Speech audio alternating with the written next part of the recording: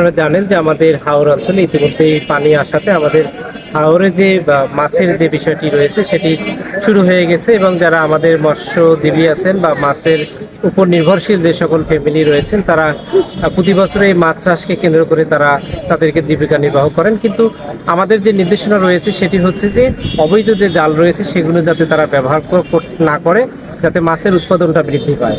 বিশেষ করে চায়না দুয়ারি জাল যেটা রয়েছে সেগুলো একদম অবৈধ, কারণ এগুলো ছোট পোনা থেকে শুরু করে ডিম সহ পুরো মাছকে কিন্তু বদ্ধ করে ফেলে।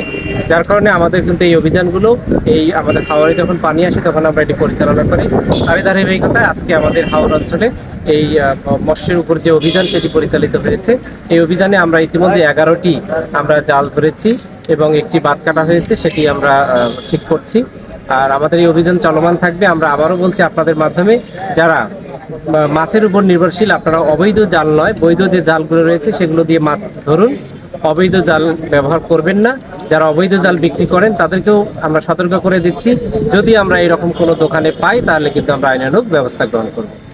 এই যে আটককৃত জব্দকৃত জালগুলো এখন কি পদক্ষেপ নেবেন, কি করবেন? এগুলো এই আটককৃত যে 11টি জাল সেগুলো আমরা এখন বিনষ্ট করব।